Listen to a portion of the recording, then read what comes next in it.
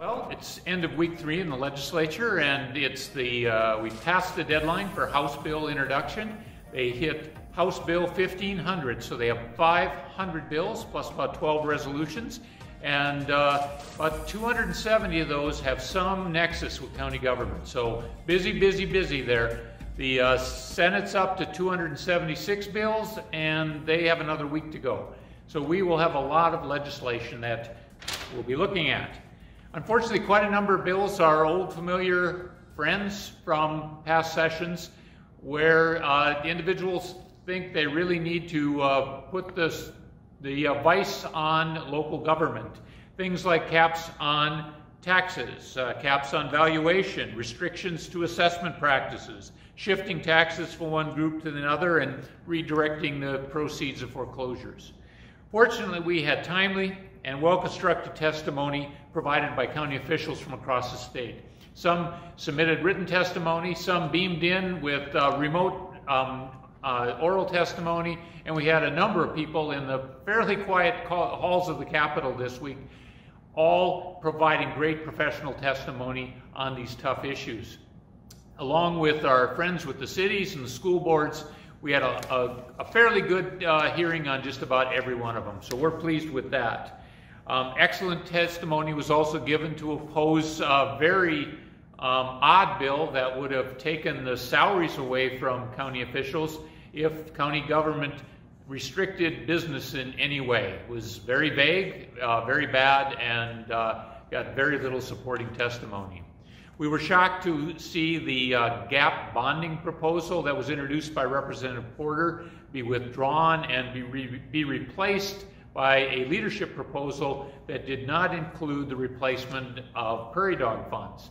There's still a number of opportunities and proposals about transportation funding, and so stay tuned, and we'll let you know how you can engage on those. Senate Bill 2121, which is the primary seatbelt bill, which aims to not only save lives, but also save taxpayers plenty of money, that has passed on the Senate side, and pretty substantially, 28 votes to 18 votes. It now moves on to the House side. We had a number of our county priority bills that hit the House floor today. Just want to update you on. The House defeated one of the property tax cap bills, which was capping property taxes at 2%. That was House Bill 1200.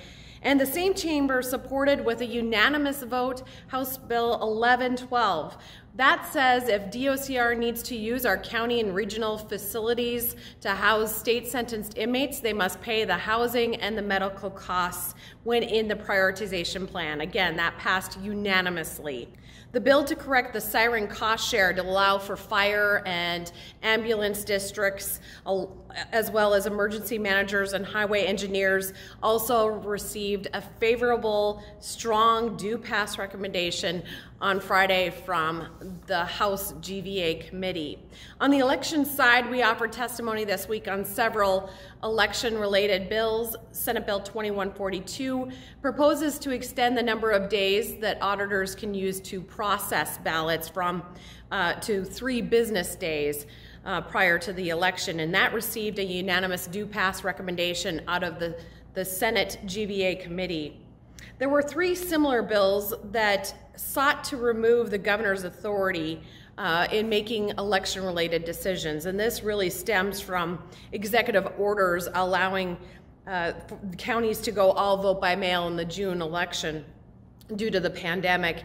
And NDACo provided testimony on all 3 of those bills, really explaining the reasoning for the request and also the necessity of having somebody be able to make those calls in emergency, dire situations.